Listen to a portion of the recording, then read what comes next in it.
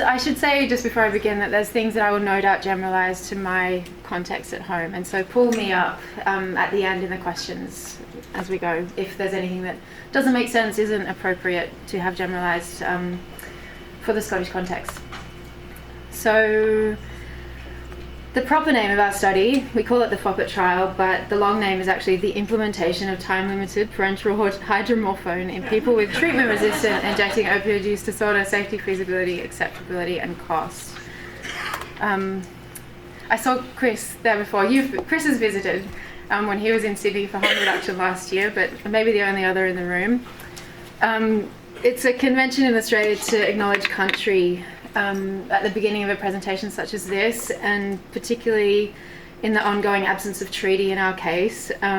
So this is an image from home, because where I live and work is the unceded lands of the Gadigal people, and they are whose land is in the Sydney Basin, part of the territory making up the Eora Nation. And in doing so, I recognise that a history of colonisation and dispossession lies at the heart of health disparities between Aboriginal and Torres Strait Islander Australians and other Australians today. And despite the enriched personal and professional opportunities that I enjoy, rarely does research such as this flow back into the First Nations communities who are disproportionately impacted by drug use related harm, over incarceration, premature death, despite their enduring custodianship of country. So, in acknowledging that, this is also a picture from the Wikipedia page from Compton. This is where my great-grandfather and his brother left a long time ago. So in acknowledging the traditional owners here today in Scotland, it's been nice not to have my name mispronounced for the last week. And I don't think anyone else has been back. So thanks for the stock.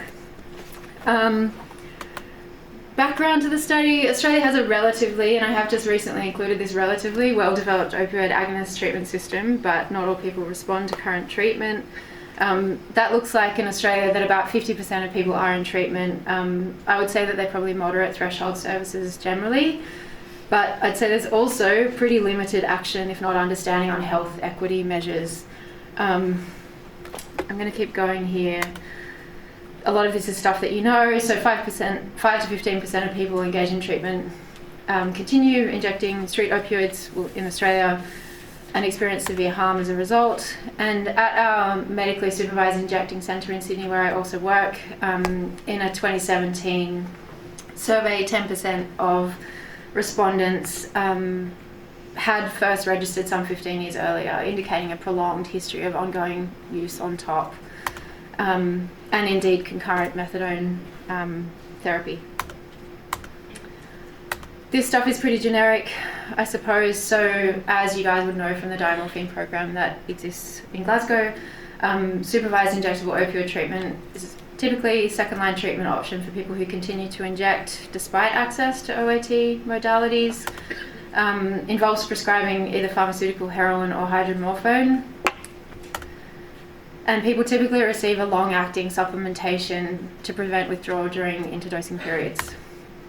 So obviously the premise, as again you guys are probably very well aware, is that injected opioids are more rewarding than oral therapies and can attract and hold people in structured treatment where conventional modalities haven't been effective. But it's not a new idea. So I've just come from Switzerland last week, for example. They've got 30 years of abundant, excellent data as to the efficacy of that treatment, and it's been established elsewhere in the world. There's also some historical precedent in Australia where in the 90s there was a heroin trial pulled at the last minute by the then federal government on the basis of requiring an exemption to the Federal Drug Importation Act because there was no therapeutic license for diamorphine, and there still isn't.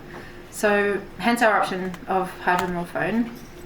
And forgive the language on this. This is kind of direct from hospital language, and I missed it in making my amendments. It should, I shouldn't say managing people or not responding to. But the key here in this statement is that what we were doing was not really testing the efficacy of the treatment, rather the feasibility of an efficiency model. I should be clear, where injectable treatment was incorporated into existing treatment provision as an adjunct. And we have in Australia a kind of public health clinic where people come for OAT dispensing, and that's a very kind of like a broad catchment. It's very industrial, I could say, and that's in the kind of basement of the hospital, and as warm and inviting as it sounds. So why FOpIT? Most studies have investigated the effectiveness of injectable treatment versus conventional modalities, haven't tested the time-limited effectiveness of it. Some studies have shown that the most benefit in terms of risk reduction, I suppose, occurs in the first 6 months. And so therefore, again, the premise that moderate term injectable treatment for stabilization and then transfer to a conventional modality might have been an effective use of resources. Oh, sorry, so yeah, and so for all of our guys, everyone had parenteral hydromorphone offered for a 2-year period. The ethics of ceasing that is, I see, and then everybody's transferred back to conventional treatment. That's happening at the moment. So our last participant will leave the study in September. It's a project between Uniting, which are a kind of like a third-party organisation, non-government organisation that run our injecting centre in Sydney, St Vincent's Hospital, which is my primary employer, an acute tertiary kind of teaching hospital, and the University of New South Wales. It's our investigator team and associate investigators, some names of well-renowned, absolutely. And the study design. So single site, uncontrolled, open label implementation study, recruiting 20 to 30, injecting opioid dependent people who hadn't found available treatments effective. Again, participants offered parenteral hydromorphone as an adjunct to oral methadone, or not just oral methadone, I apologise, but to conventional treatment for up to 24 months. And then transfer, after they were weaned down off their hydromorphone and transferred to conventional treatment, there was a 3-month follow-up. Yes. Again, investigating the feasibility, safety, cost, and acceptability of the hydromorphone treatment. We had 69 people express interest, 53 people pre-screened. We ended up with 22, which was unfortunately an operational ceiling on the basis of hospital kind of like operational anxiety around monitoring periods required, which were pretty onerous for our study participants really. But the time it actually took to get all of our guys through and monitor them to the kind of degree that was mandated by the hospital, etc., meant that we couldn't get more than 22 in, which was disappointing to many, but still relatively small. Recruitment characteristics consistent with, I'd say, the kind of population cohort generally. So an average of 46 years old, predominantly male, 5% transgender identifying people, 9% Aboriginal people, 36% identified as LGBTI, and 68% were on OAT at the time of enrolment, and that's the breakdown there. Everybody else was started. Again, twice daily, 24 months. Increased by 10 milligram increments. This is the boring part, I apologise. Up to 400 milligrams a day, so 200 milligram doses, only twice daily was possible. And the co-administration of conventional OAT was prior to any injection, much to the frustration, again, of our participants. Upper limbs only, if they were going IV, IM could be in the thigh, and they had about 5 minutes to inject. It was a pretty tight schedule, and then the transfer. This is to give a sense of the clinical process, and not really in a good way.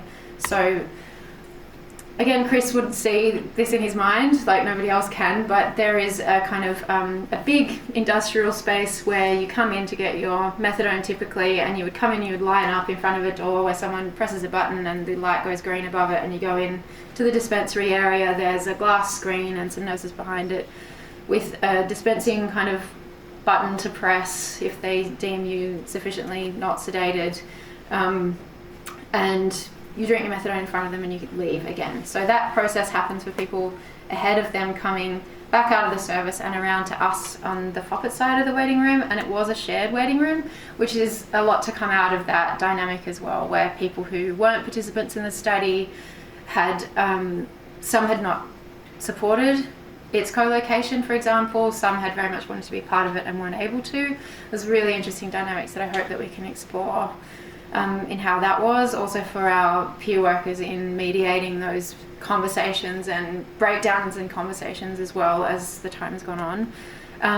Baseline observations and sedation assessment were undertaken by nursing staff, including a self-report of recent use and sedation level. 2 RNs prepared the medication, and a 3rd RN sat in the injecting area and observed self-administration, gave vein care, technique advice, etc. as provided.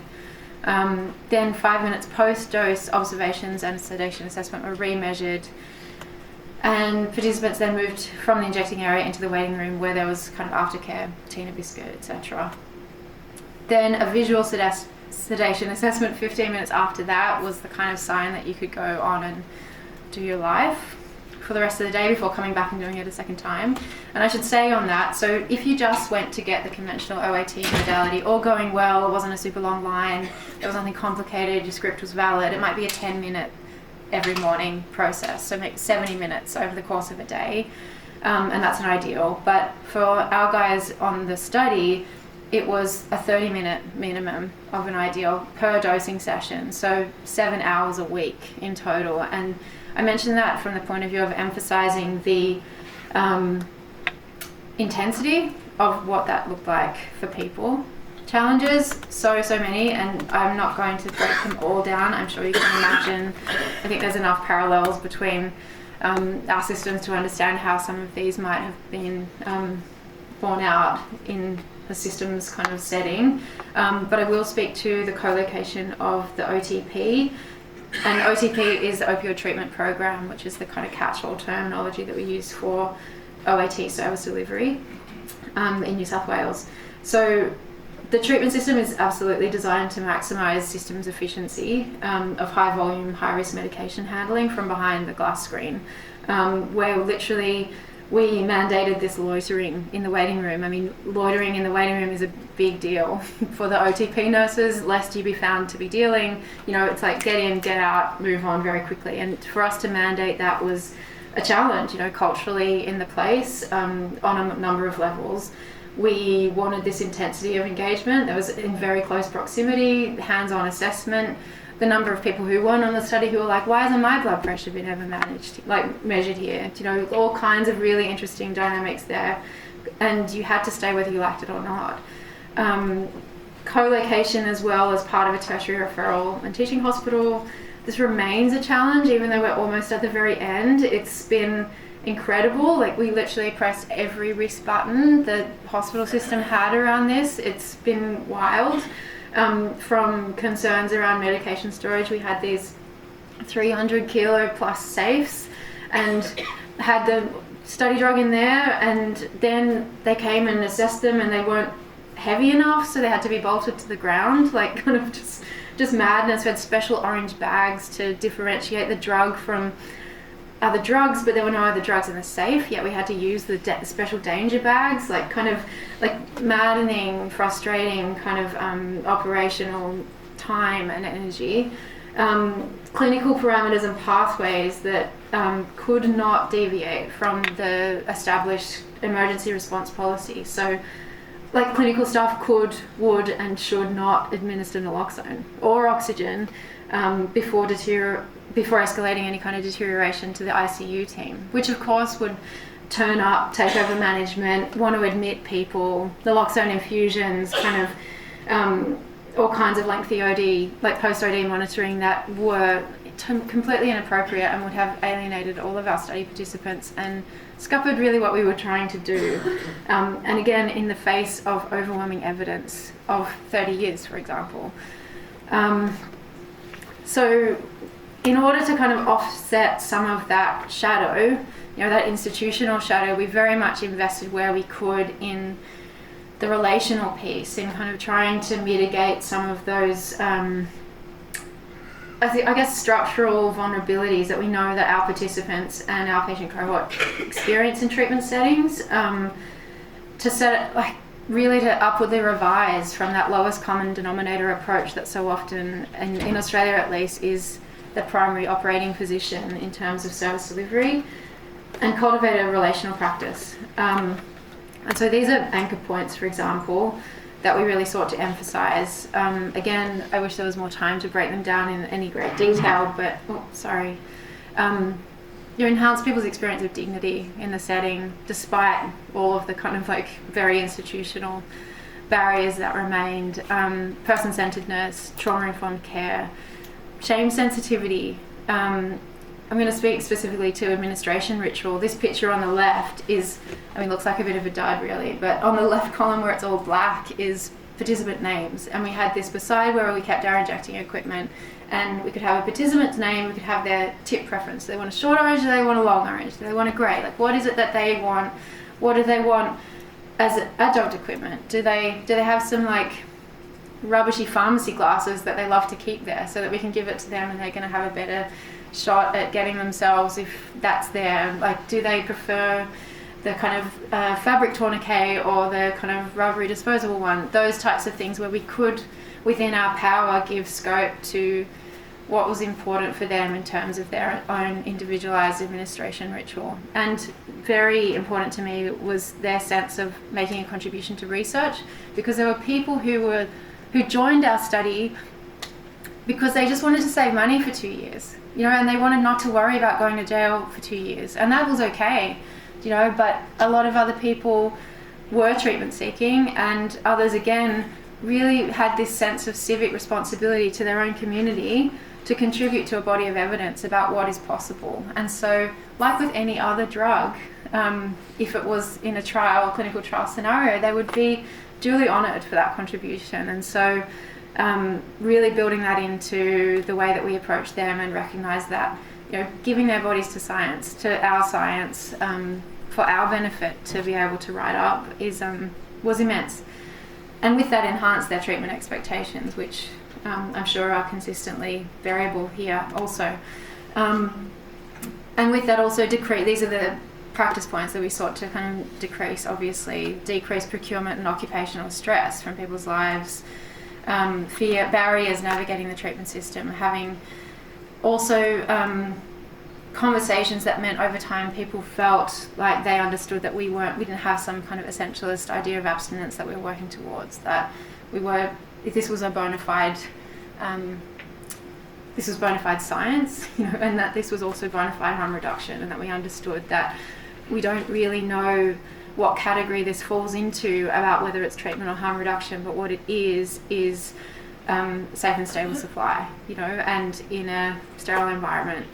And we'll try our very hardest to be respectful within the confines of the system as we find it. Part of the way that we did this is by creating, we call them FOpITunities.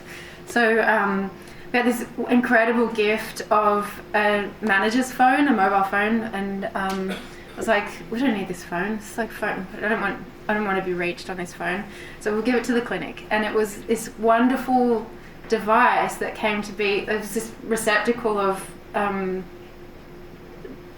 authentic communication. People were sending photos of, there's an example of a meal. People started spending their money in different ways and sending us messages of hey, I just prepared this meal for myself, awesome.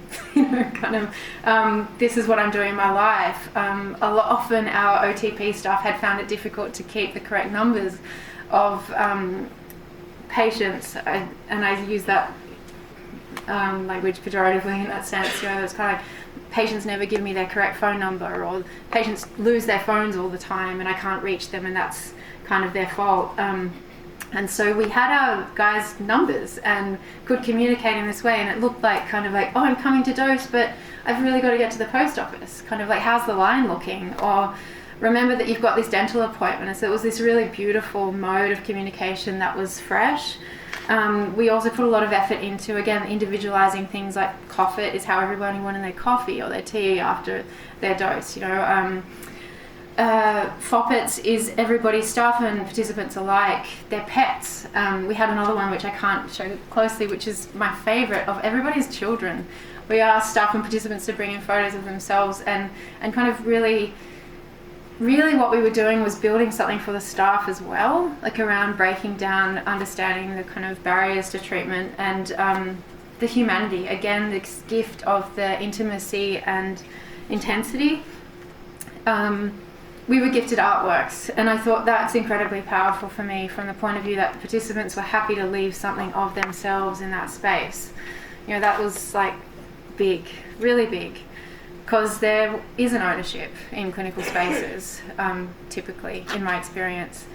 This is a bona fide QR code as well. I'll put up at the end. This is a playlist so that everyone could get to hear their favourites every now and again. And it's a great snapshot of a moment in time and a population cohort, so if you're interested. And so in mapping this, I have no idea how much time I've got left, but I'm 5? Okay, I'm gonna wrap it as fast as I can. We tried to map out, I'm gonna leave this maybe just to look at for a second. I can't speak through it all given there's a lot in it, but what we've really tried to do since is map what we need staff to do, and what are those kind of values-led anchor points to practice, because we know a lot about the tasks but not about the how. And so things like therapeutic generosity, you know, giving the benefit of the doubt, looking to evidence, negotiating based on experience, with a bit of courage and evidence instead of just like how it's always been done. Those types of practice principles for nursing staff that really enriched their practice, and we got amazing feedback from, in terms of how engaged they became with the work as well.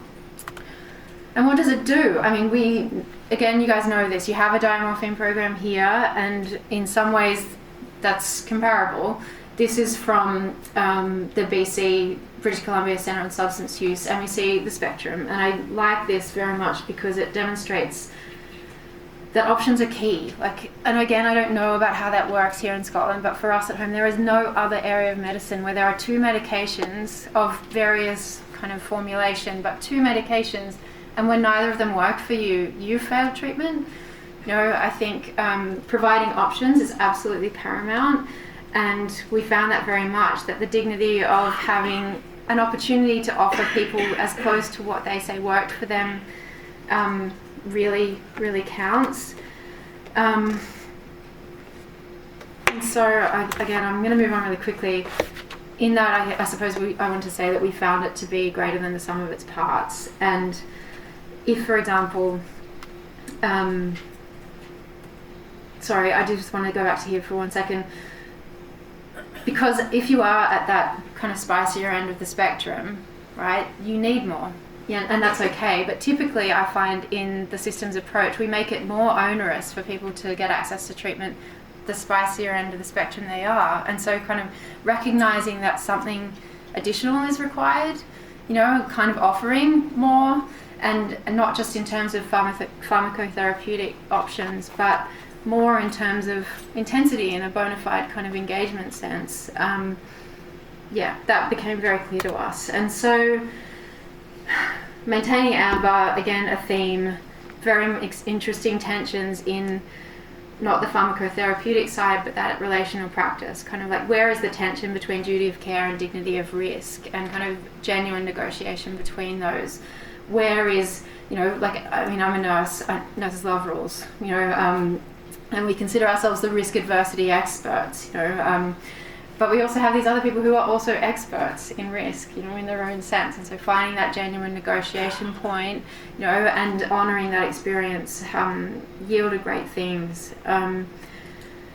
Because it seems obvious to say that our study participants also didn't want to come to harm, you know, and so, you know, I feel like I want to let that resonate so often in conversations. It's like, the people who we are caring for also don't want to come to harm, and it's not our kind of, you know, more paternal responsibility to determine what that looks like. I'm going to skip ahead just because I want to say a last thing before I close.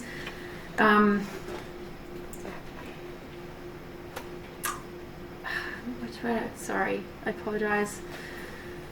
I've just come to that point here in my notes where I've got, I think once we stabilise those physiological dependency factors, it was an opportunity to really look at what the utility of drug use in people's lives serves. It's pain management. It's many things, but it could be pain management, it could be mood management, it can be time management, and kind of understanding that there is an enormous variety of how pain management looks for people based on individual experiences, bodies, etc. Mood management is rarely a straightforward process, but stabilising those pieces more effectively allowed us to start supporting people who are essentially living with a life sentence of exclusion. And so addressing that part, once all of those other needs were met, mobilised a lot of incredible reckoning for staff to understand that, but also we saw incredible benefits of people stepping back into the kind of roles and ascribed social value that had often been neglected, by them, by choices, by others, kind of people who are brothers, aunties, neighbours, employees, etc., and experience the kind of return of a social esteem which was taken from them. And so, again, key message, absorbing some of the risk is worth providing options for. I was really struck by the number of wounds that I've seen since being here in Scotland. I spoke with Kirsten about that earlier this week. I think those things, and listening to Lynn's presentation this morning, that's real. The opportunity to stabilise some things as powerful and important to somebody's future in that way. Why not more options? Options. It's worth modulating our systems for. Thank you.